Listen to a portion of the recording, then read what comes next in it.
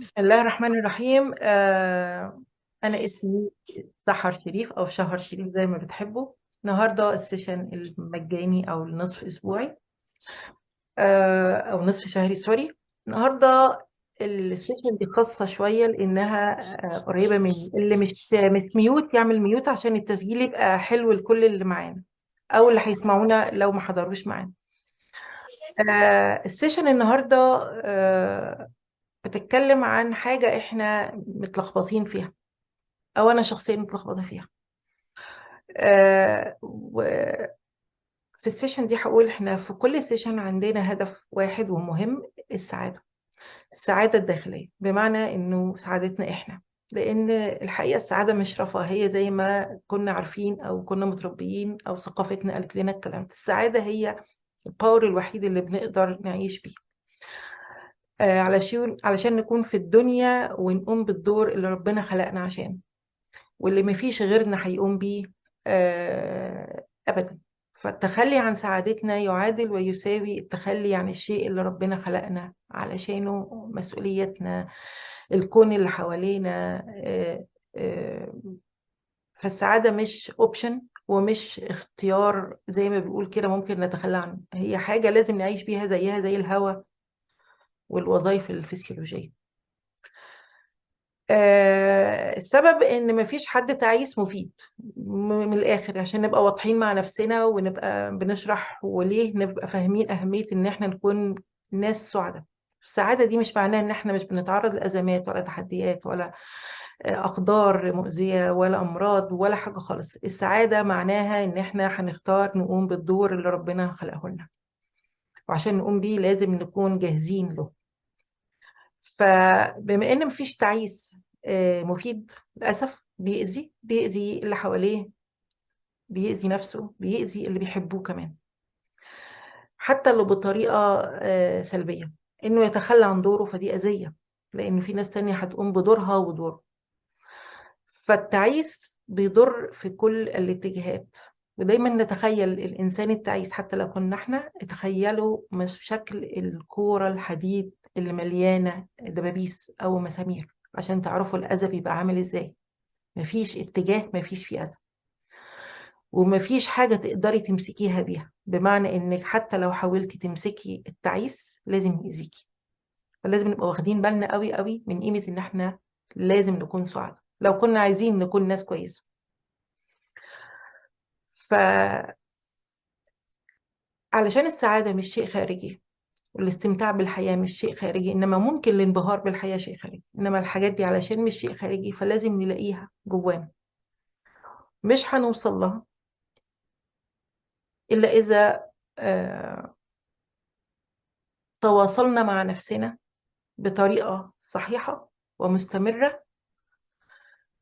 ودي حاجة جديدة اللي هنتكلم فيها النهاردة. احنا ما تعلمناش اصلا ان احنا نتواصل مع نفسنا. يعني ايه اتكلم مع نفسي؟ انا اتجننت الحقيقة. هو انك تتكلمي مع نفسك هي دي الحاجة الصح. تتعاملي مع نفسك على ان هي اهم شخص في الكون عندك، هي دي الحاجة الصح، ملهاش علاقة بالانانية ولا الكلام الفاضي اللي كنا برضو عارفين.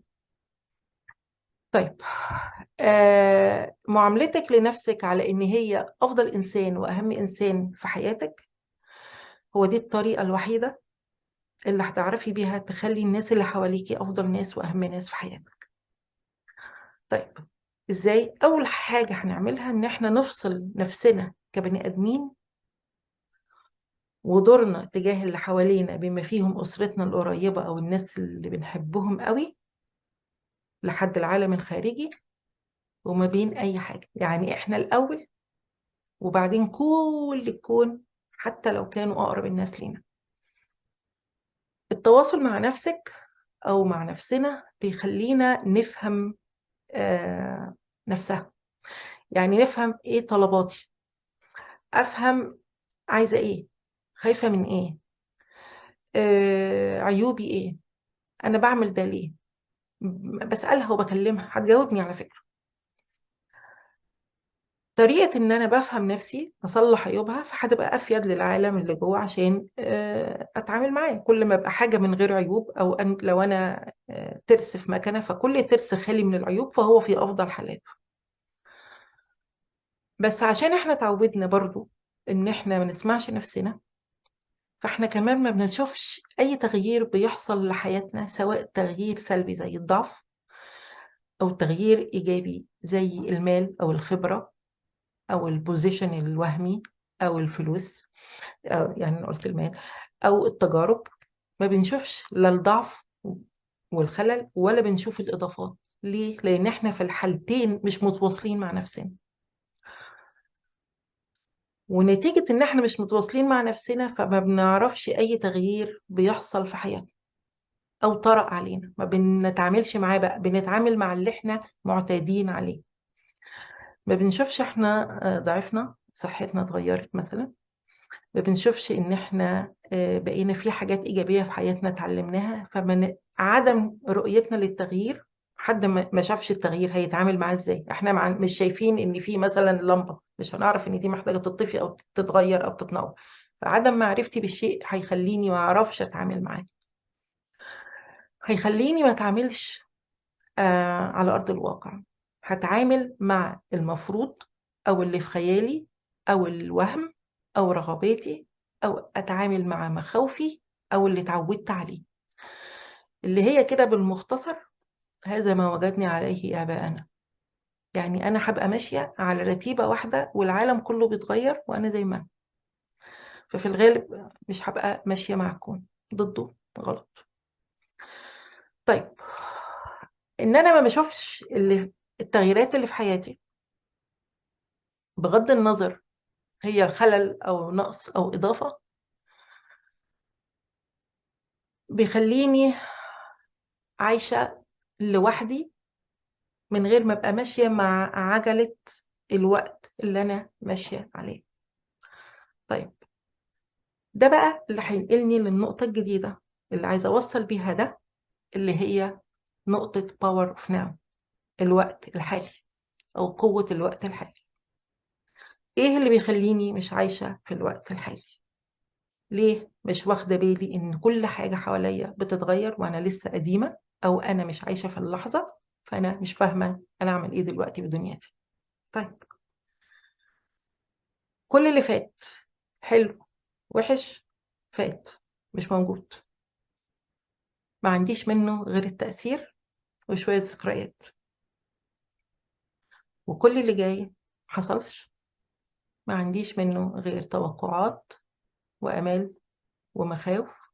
اللحظة الحالية بس هي اللي أنا عايشاها، واللي أنا مش واخدة بالي منها خالص. كلنا بلا استثناء يا عايشين في اللي فات يا خايفين من اللي جاي. طيب، بما إن إحنا مش عايشين الوقت الحالي، فإحنا ما بنتعاملش مع الوقت الحالي. فإحنا حتى الوقت الحالي ده ضايع مننا، لأن أنا وانتم وكل اللي مش واخدين بالهم إن إحنا الوقت بيجري مننا، مش بنعيش الحالة، مش بنعيش نعمل إيه دلوقتي. طيب، محدش يقول لي لا انا عايش انا واخد بالي من، لا حضرتك، احنا عايشين في تأثيرات اللي فات او في توقعات اللي جاي، ان كانت مخاوف او احلام مش هتفرق كتير. طب اللي فات ازاي مش موجود؟ امال انا عايشه في ايه؟ احنا عايشين في تأثير اللي فات. لو عايزه تعرفي الفكره دي ازاي جايه، احنا عايشين في نتائج اللي فات. وده اللي بيخلينا مش واخدين بالنا ان في تغييرات، مش واخدين بالنا ان احنا مش بنعمل اي حاجه جديده في حياتنا الا اذا اضطرينا او اجبرنا. يعني الاحتياج أو الإجبار أو الاضطرار هو اللي بيخلينا نتغير، لكن مش الفهم والوعي لأهمية إن إحنا نتغير ونتابع اللحظة الحالية. طيب، الحكاية دي بتبان إزاي؟ لو أنت مش واخدة بالك هتعملي إيه دلوقتي، يبقى هتتصرفي دلوقتي بما لا يناسب اللحظة، هتاخدي نتيجة التصرف الذي لا يناسب هذه اللحظة في مستقبلك. لو عايزة تفهمي المعنى اللي عايزة أقوله بالظبط، هقول لك إن كل حاجة أنت فيها دلوقتي هي نتيجة كل حاجة عملتيها زمان. لو عايزة تعرفي هيحصل لنا إيه بكرة، شوفي بتاكلي إيه. لو بتاكلي كتير مش لصحتك، يبقى صحتك هتتعب، يبقى هتتخني. لو عايزة تعرفي يبقى معاكي فلوس ولا لأ قدام، شوفي مصروفاتك النهاردة، شوفي طريقة تعاملك مع دخلك دلوقتي، بتطوريه ولا بتهلكيه ولا بتصرفيه. اللي جاي نتيجة اللي عملتيه النهاردة. احنا دلوقتي نتيجة امبارح، انا دلوقتي نتيجة امبارح. فعدم إدراكي للحظة اللي أنا فيها هو اللي بيخليني أتصرف غلط ضد نفسي في اللحظة اللي جاية.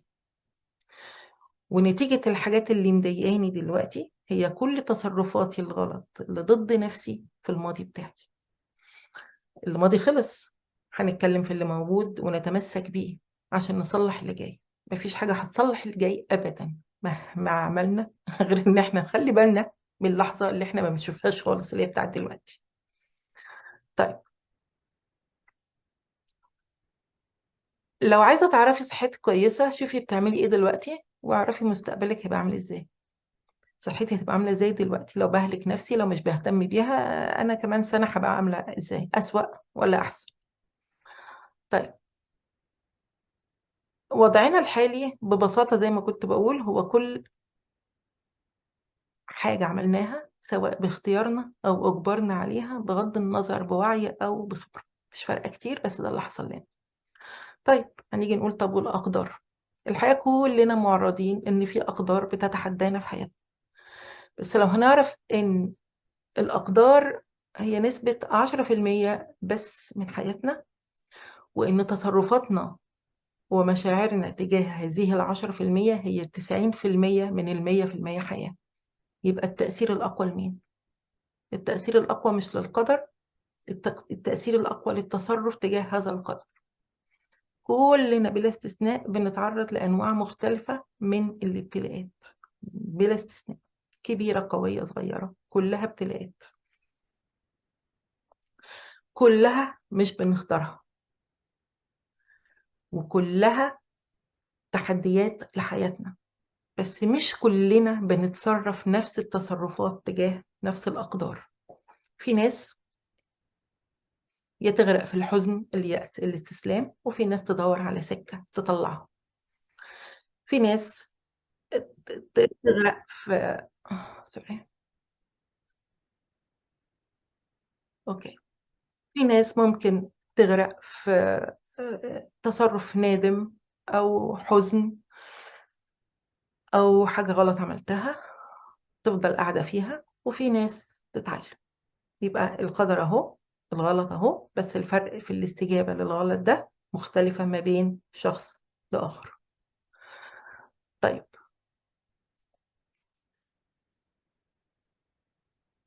الكون الخارجي مش مسؤول قوي قوي عننا، للأسف احنا اللي مسؤولين عنه.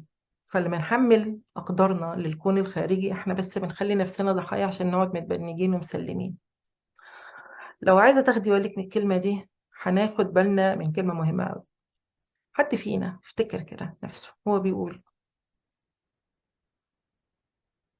أنا كنت حاسة، كنت عارفة الموضوع ده ما كانش مريحني؟ هرجع للنقطة دي قدام شوية، بس أنا بلفت النظر لدي علشان هنعرف إزاي احنا اللي بناخد بالنا.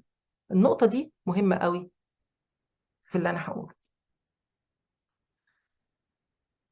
لو احنا بنكلم نفسنا ونفسك بترد عليكي، هتلاقيها دايما صوت العقل وصوت الصح.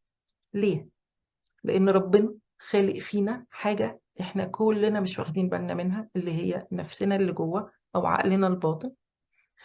ودي ربنا بيجمع فيها كل تجارب الآخرين أو الحاجات اللي شفناها من واحنا أطفال وحصلت واتعلمناها أو لقطت معانا في حاجة. وتفر غيرنا عمله، مش ضروري تكون تجاربنا الشخصية أبدا، ده ممكن تكون تجارب الناس اللي من مئات السنين وبدأت توصل لنا من الناس اللي حوالينا. كان في كذا، كان في واحد كذا، حتى وإحنا أطفال تبدأ تتخزن في عقلنا وتدينا الرؤية الجديدة علشان ما نكررش نفس أخطاء اللي عملوها اللي قبلينا، ونطور من اللحظة اللي هم وصلوا ليها، ما نعملش زيهم ونعيد نفس الكلام. دي ربنا خالقها، مش احنا اللي مخترعينها. وهي دي الصوت اللي بيكلمنا دايما، دي اللي مسؤولة تقولك خلي بالك وتسألك انت بتعملي ده ليه. بس في معظم الحالات احنا مش بنسمع خالص، وهتلاقي نفسك كنت بتقولي كنت بغمض عينيا، او يمكن الظروف تتغير، او يمكن الشخص اللي قدامي يتحسن، او يمكن اكون انا احسن، او تقولي انا كنتش بسمع قلبي قوي، كنت حاسة ان في حاجة مش مريحاني، كلمة حاجة مش مريحاني دي هي دي الخبرات المتخزنة عندنا في العقل اللي بتقولك خلي بالك في حاجة هتحصل، اللي بتقولك انت بتعرفي غلط. بس 90% من الوقت بنقفل عليها عشان احنا بنبقى عايزين نعمل ده، او مبسوطين، او عندنا تخيل ان احنا هيكون عندنا تجربة مختلفة مع ان النتائج احنا شايفينها وعارفين. بتقولي كان قلبي حاسس ما كنتش مرتاح، ممكن تكون حتى في علاقة مع صاحبة ما كنتش حاسه قوي ان انا، لا اسمعي شوفي هي بتقولك ده ليه، نفسك بتقولك في ايه هنا، في بتقولك ريد فلاج، بتقولك في حاجه غلط، اسمعيني كويس لاني هدفي الحمايه. كلنا مخلوقين بهذه آه، ال- آه، ال- بهذا السيستم. كلنا مخلوقين بسيستم الحمايه، مش احنا اللي حطيناه، ربنا حطه عشان يحمينا من ان احنا نقع في غلطات الاخرين. طيب هتلاقي ان انا بقول انا ما كنتش فاهمه، ما كنتش بسمع نفسي، ما كنتش بسمع عقلي، او كنت ببنج نفسي. زي كلمه حياه واحده انا عايزه اعيشها بالطول والعرض، انا هاكل اللي نفسي فيه. الحقيقه لا، احنا ما كناش بنسمع نفسنا، احنا كنا بنغمض عينينا عنها. وحكايه حياه واحده البنج ده دي كنا بنضحك برضو من نفسنا عليه علشان ندمر نفسنا بالطول او بالعرض. زي كده اللي واحد مثلا يقول لك انا عندي فلوسي في البنك بتاعتي هروح احرقها مالي وانا حر فيه. طب حضرتك بدل ما تروح تحرقه اديه للناس تستفيد بيه، ما تبقاش مسرف وغبي يعني. القصة بتبقى جاية كده بالظبط. طيب اللي انا بقوله ده هينقلنا للنقطة الثالثة بتاعت احنا ليه بنلاقي مبررات لتصرفاتنا الغلط. في الاول علشان ما نحطش نفسنا تحت المقصلة ونجلد نفسنا ونقول ونحط نفسنا تحت بقى كل الحروب. مفيش واحد في الكون بيبقى عايز يعمل الغلط. كل غلط بيكون قدامنا في اللحظة دي هو أصح شيء في اللحظة، على حسب الرؤية أو على حسب البنج اللي مريحني أو اللي أنا حاطة نفسي فيه في الوقت اللي أنا مش متواصلة فيه مع نفسي في اللحظة، مش عايشة اللحظة، مش متواصلة مع ذاتي، مش بسمع كلام روحي. تخيلوا إن إحنا مش بنصاحب نفسنا. طيب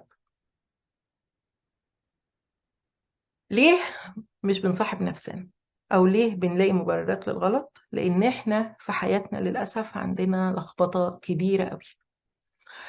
احنا مش عارفين احنا بنتحدى مين. احنا بنتحدى الحياه بتحديات الحياه وباستخدام اليات الحياه، ولا للاسف بنتحدى او بنحارب الخوف من الموت؟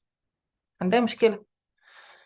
لو احنا فهمنا ان الموت مش حرب، لان احنا دي حاجة لا نملكها، الموت ده قدر ربنا حاططنا تحته واحنا كلنا تحت هذا القدر، والموت مش عقاب ربنا بيعاقبنا بيه، ده دور حياتنا بتنتهي لان دورنا انتهى. دورنا انتهى لكن حياتنا لم تنتهي. دورنا كآدميين بيخلص، حياتنا كبشر لا تنتهي. بمعنى في ناس في حياتنا، في ناس في الكون، في ناس في التاريخ ماتوا من ملايين السنين عايشين لحد اللحظة، حلو أو وحش بس عايشين. يبقى الحياة ملهاش علاقة بالموت كحدث جسدي. بس احنا عشان لخبطتنا وعشان عندنا فكرة مشوهة بنخاف منه. والحاجة الأهم بنتعامل مع الحياة من غير ما نتعامل بآلياتها. بنتعامل مع الحياة واحنا بنخاف حاجة تانية. الحياة لها آليات أخرى. طيب خلينا أقول زي اللي بيروح كده خوف الأسد. انت هتروح تقول للاسد بخ، الاسد مش هيخاف، هيبص عليك ويشوفك كويس. فالقصه ملهاش علاقه قوي.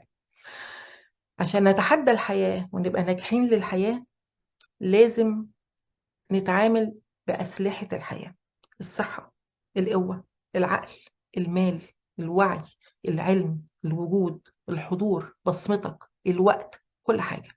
دي اليات الحياه. يبقى لازم انا اتعامل باليات حياتي. اللي بيخلينا نتصرف بتصرفاتنا الغلط دي ان احنا ما بنبقاش واخدين بالنا ان احنا بنتحدى الحياة. احنا يا جماعة بنحارب الامراض، مش بنحارب حاجة تانية. بنحارب ان احنا نكون صحيين، مش بنحارب ان انا بعمل كده عشان اعيش اكتر. احنا مش هنعيش اكتر، اللي ربنا كاتبه هناخده. الفرق جودة الحياة، ملهاش علاقة خالص بوقتك في الحياة، ليها علاقة بجودة حياتك وتأثيرها على الكون. ده اللي ربنا قاله لنا، ده اللي ربنا كتبه لينا، غير كده احنا لا نملك حاجة. طيب، اللي انا بقوله ده بيخلينا نفهم علشان احنا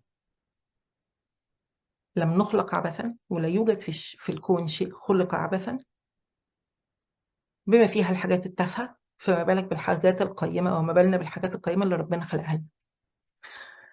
أو إحنا كبني آدمين أحسن خلق الله، علشان إحنا أحسن خلق الله، وعلشان إحنا ما ينفعش نكون زي أي حد، وكمان ما ينفعش نكون أعلى من أي حد ولا أقل من أي حد، لازم نعرف قيمتنا.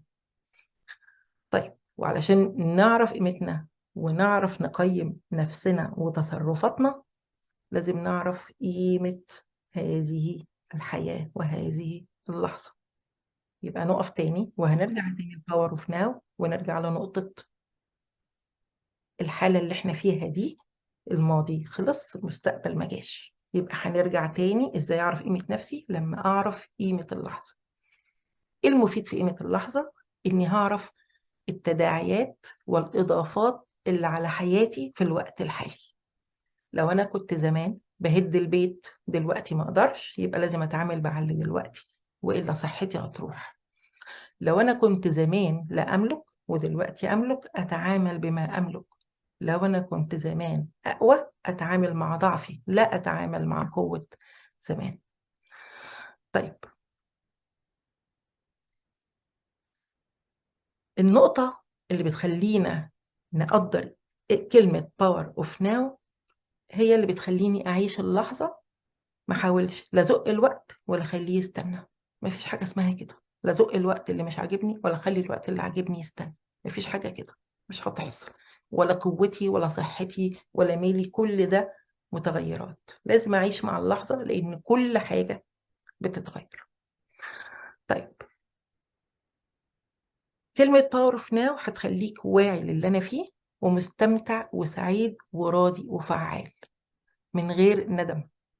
لأن مش أنا الشخص بتاع زمان، ولا أنا خبرتي بتاعت زمان، ولا أنا الشخص اللي غلطت غلطات زمان. أنا دلوقتي موجود في الوقت الحالي وفي اللحظة الحالية، وتعلمت من اللي فات وبحضر نفسي للي جاي. كل غلطاتنا وندمنا نتيجة تصرفاتنا الغير مناسبة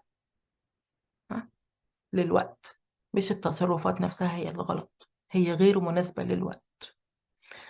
زي كده واحدة ست جميلة كده بتحب ولادها، وراحة فرح، وراحت واخدة معاهم الغسالة والهدوم، وراحت تغسل هدومهم في الفرح. تصرف في حد ذاته تصرف محترم. أم بتغسل هدوم ولادها، المكان مش مناسب، يبقى التصرف هيبان مجنون. كل تصرفاتنا الغلط تصرفات مناسبة في وقت غلط، مش في مكانها. يبقى لو كنا واخدين بالنا من الوقت، كنا هنتصرف بما يناسب الوقت. ناو هو ناو، لازم نعمل بما يناسب الحالة اللي أنا فيها، غير كده هنتلخبط. طيب، اللي بيخلينا بقى نمشي في أي تصرف غلط أو ضدنا أو نخلينا نندم، هو كلمة إن إحنا ما بنبقاش قريبين من نفسنا، علشان مش بنسألها، مش بنتعلم، مش بنسمعها وهي بتقول خلي بالك أو خلي بالك. فوانسى أتكلم نفسي هحبها. عشان كده كتبت في السيشن إزاي تحبي نفسك دلوقتي. اللي فات مش عايزة أعرفه، خلص، هاخد منه خبرة، هاخد منه تجربة، هاخد منه ذكرى. اللي جاي هتحضر له دلوقتي، إنما مش هعرف نتيجته، لا املكه، اللي ممكن يحصلش. يعني حتى لو انا متوقعه ان انا رايحه في حته، ممكن ما تحصلش، المستقبل مش معايا اصلا. طيب،